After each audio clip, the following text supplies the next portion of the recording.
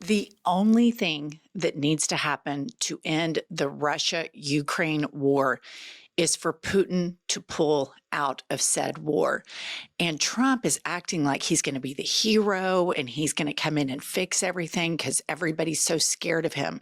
But watch this meltdown that he has on Air Force One last night when a journalist confronts him about this war. Is President Putin disrespecting you by attacking Ukraine when you're trying to... Who? He said, is President Putin disrespecting you by attacking Ukraine when you're trying to make peace there? What did he do? Well, he's attacking Ukraine. Is he disrespecting me? Yep. Who are you with? I'm Michael Burnell, I'm Washington Post. You lost a lot of credibility. Go ahead. What else? He couldn't even answer it. He says, is Putin disrespecting you by continuing to attack Ukraine? And then Trump has to attack, who are you with? Like, you're not a part of my approved set of journalists that I want to travel with that are going to only promote my and Vladimir Putin's and Elon Musk's propaganda. And this is really, really, really significant. He said, who are you with? The guy said, Washington Post. How much do you want to bet?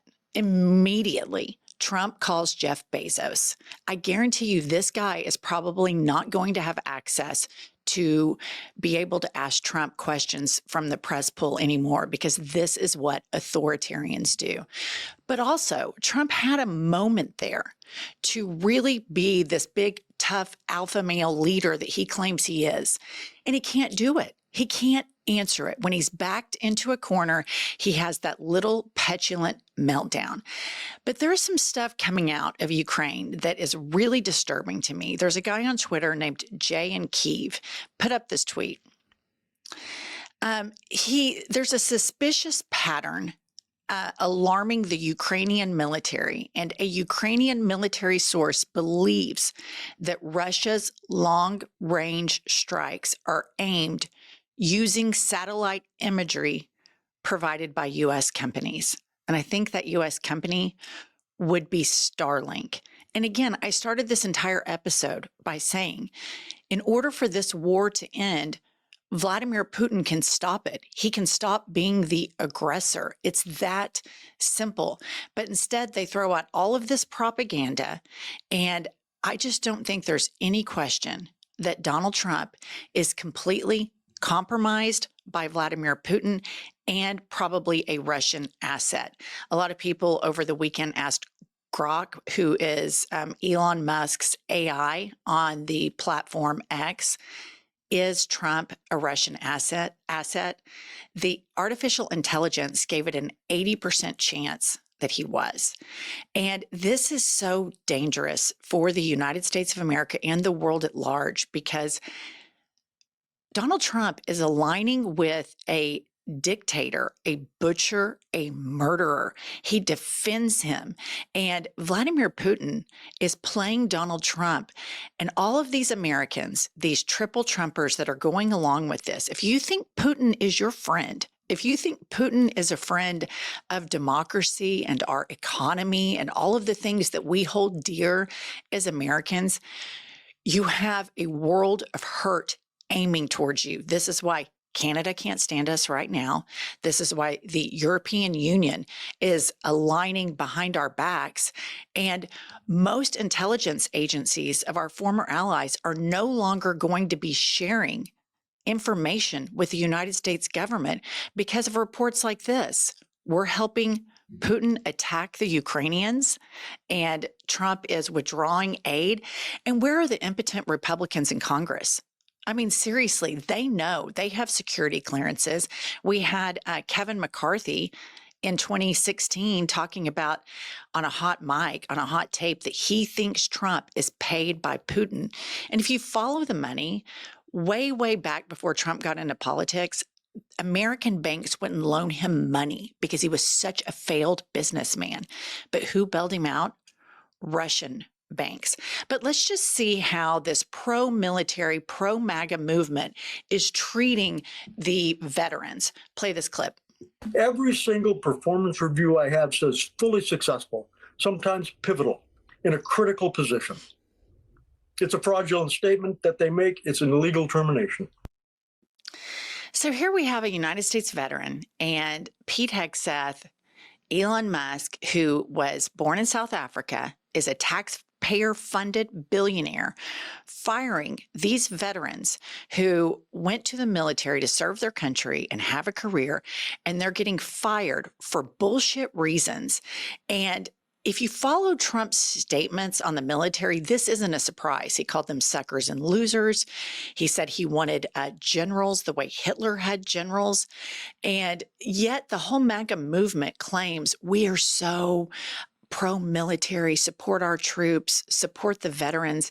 Yet when you look at the statements of Donald Trump's from 2016 until now, he's consistently mystified by the fact that somebody would want to serve their country. So for those of us that follow facts, this is not a surprise that they're doing this, but this is also an opportunity for Democrats to step in and platform these veterans and support these veterans who are losing their jobs because a drug addict man, Elon Musk, who is a taxpayer, American taxpayer-funded billionaire, is firing these American military men for bullshit reasons because he doesn't want billionaires to pay taxes. That's what all of this is about. Don't get confused.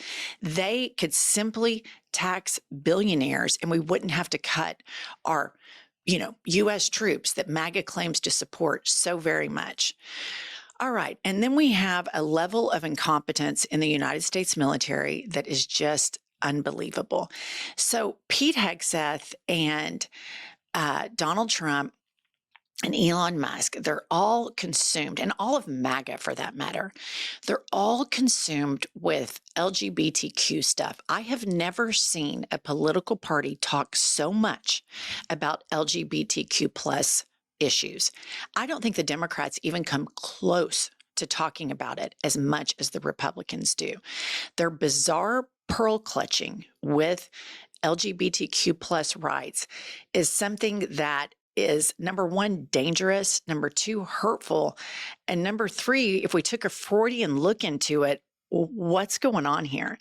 So Pete Hegseth does this huge purge of the military. All of these words like equity, gay, homosexual, equal rights, and they start purging all of these words from the military. And the level of incompetence that this has reached is we have put up this tweet.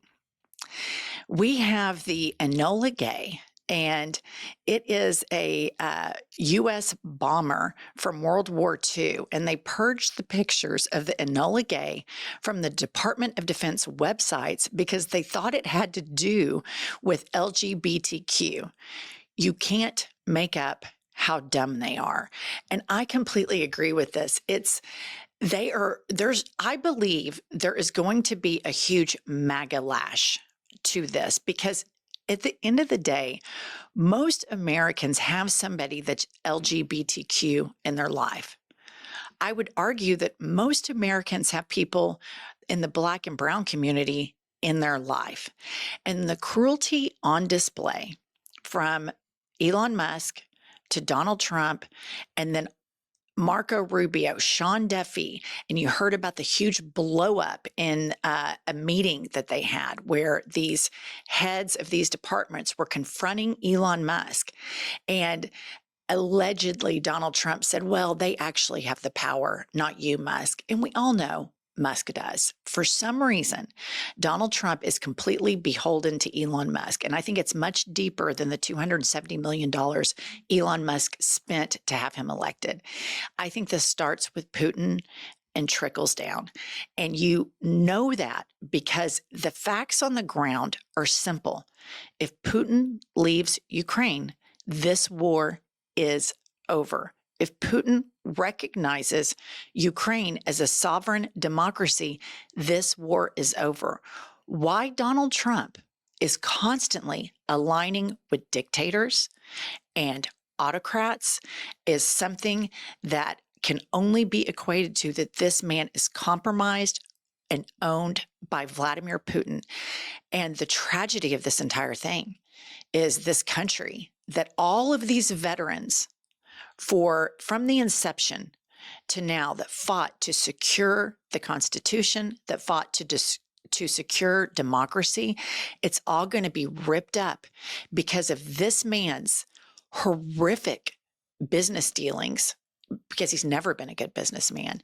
And it's all going to come crashing down because half of the American public, or 70 something million of the American public, thinks that this guy is competent only because he hates who they hate, and only because he's mean to the people that they want to be mean to. But now these same people are getting fired and they're shocked. Like, I didn't think it was going to happen to me. I thought this was only going to happen to immigrants. I thought this was only going to happen to the libtards.